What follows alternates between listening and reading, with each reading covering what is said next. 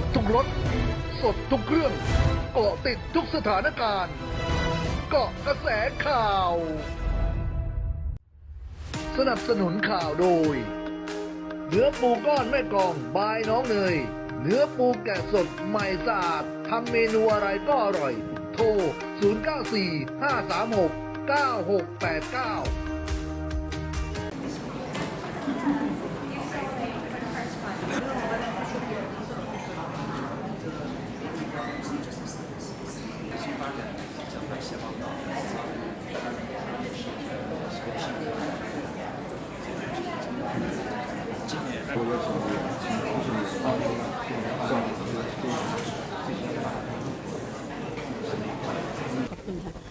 การโต้วาทีครั้งนี้นะคะเราจัดเป็นครั้งที่2นะคะก็คือเป็นการโต้วาทีระดับนานาชาตินะคะก็ได้รับความร่วมมืออย่างดียิ่งนะคะจากมหาวิทยาลัยต้องบอกว่าอยู่ตรงนี้ข้างๆนะคะ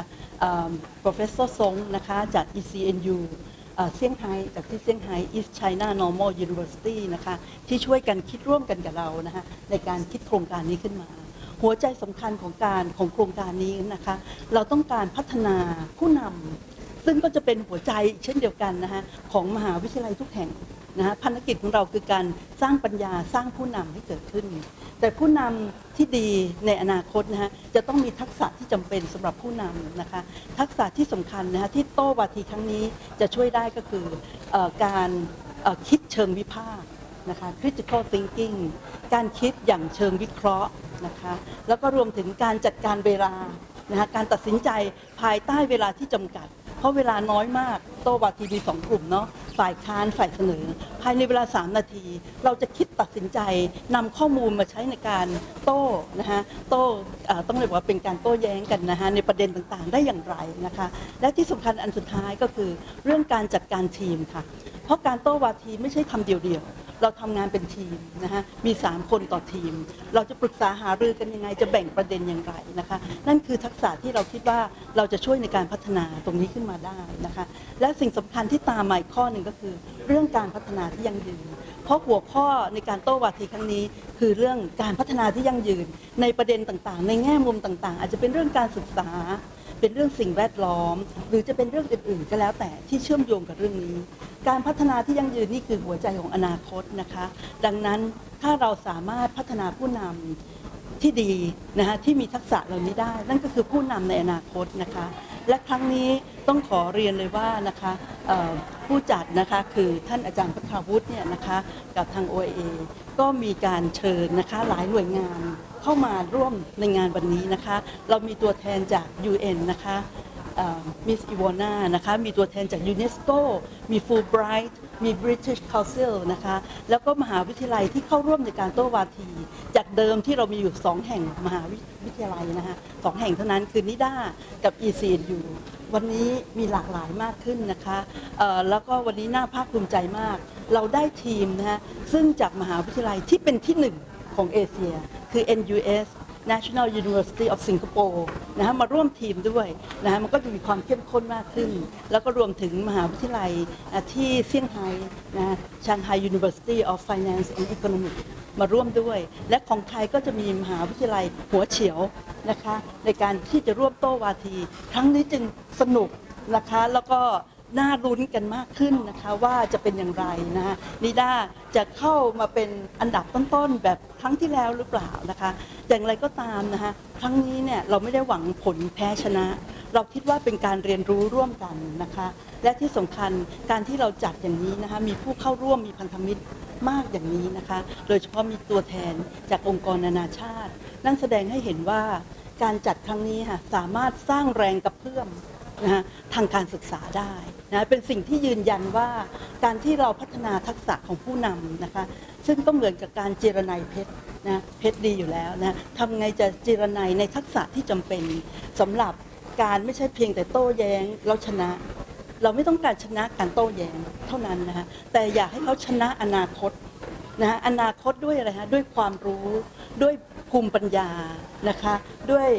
การวิเคราะห์นะคะการใช้ข้อมูลนะและเราคิดดูสิคะถ้าในอนาคตเรามีผู้นำแบบนี้นะคะ คิดว่าสถาบันการศึกษาจะสามารถบอกได้เลยว่านั่นคือความสำเร็จส่วนหนึ่งนะของสถาบันการศึกษาที่จะมีต่อการพัฒนาที่ยั่งยืนค่ะท่ามกลางสถานการณ์ปัจจุบันที่สังคมไทยและสังคมโลกกำลัง Charles Sagon, you can call me Old. I'm currently a member of Student Union for this academic year, and I'm pursuing alongside with Miss May. First of all, let us welcome you all to the second International Sustainable Development Debate. We are now at room 1026, 10th floor, Tถากรbuilding, NIDA. And today mark the Wednesday, this 27th of August 2025. We would like to lead you all to the opening ceremony. To formally commence the event, may I now invite our distinguished speakers for the opening ceremony.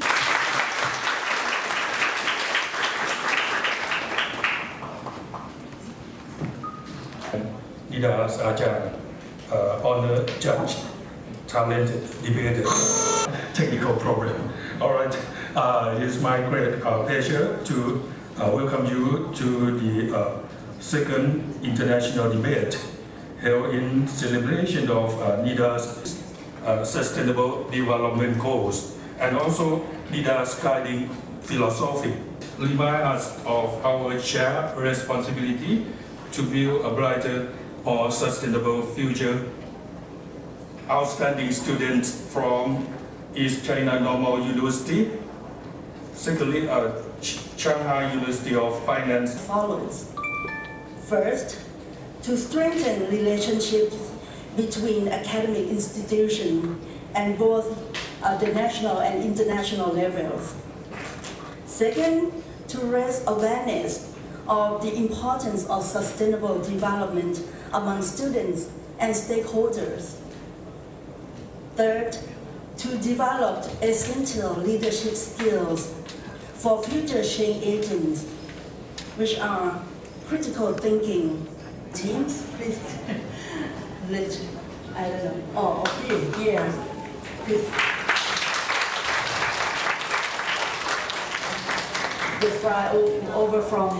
Shanghai to Bangkok. Welcome. And we also have a National University of Singapore.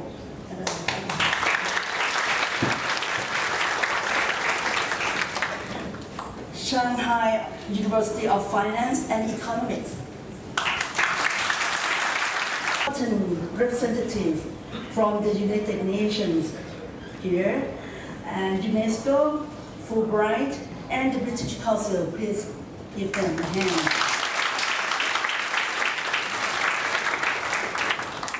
Their participation affirmed that what we're doing here today is a part of a much larger global movement about mutual growth. By debating, you sharpen your skills. By listening, you broaden your perspective. And by working together,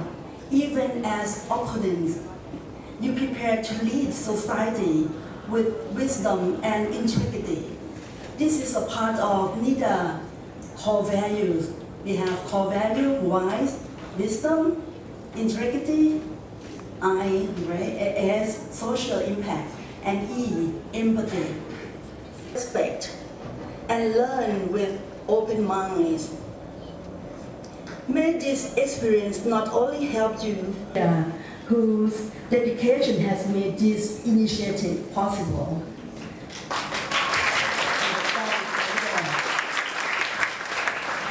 And another one who we cannot forget, Professor Li Lianlong, sorry. He's a coordinator with the Chinese university and agency. Thank you so much too. And now, it is my great pleasure to officially declare the second International Sustainable Development Debate open. Thank you. Thank you very much. Let's hear from our honored guest, Ms. Iwona Spytkowski, the representative from and debate with gusto.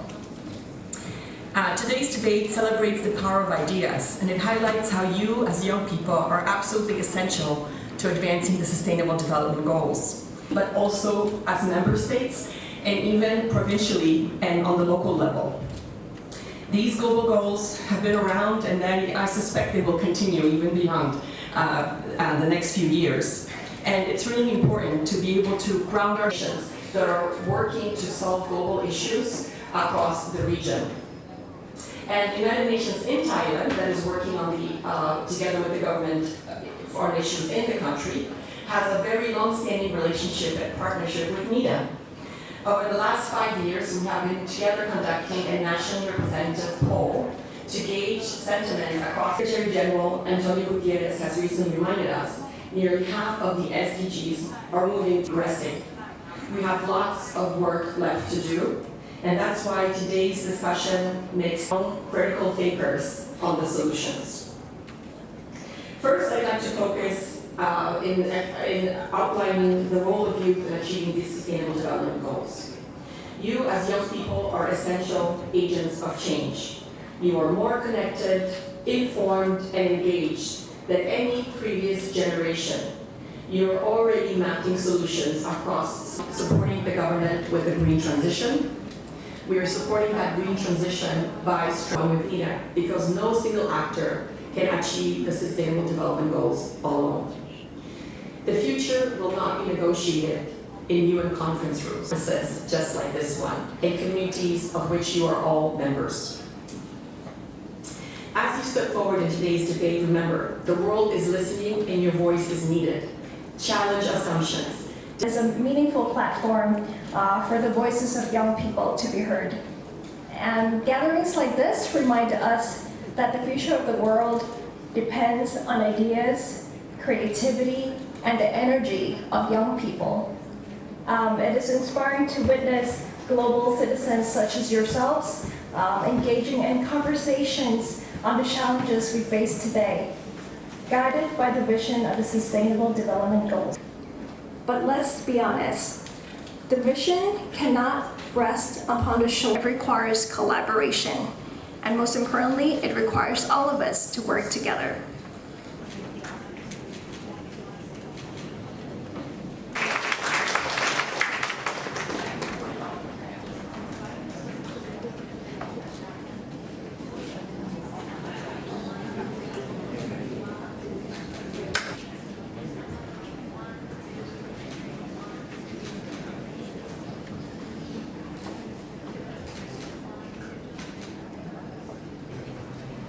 Okay, now please.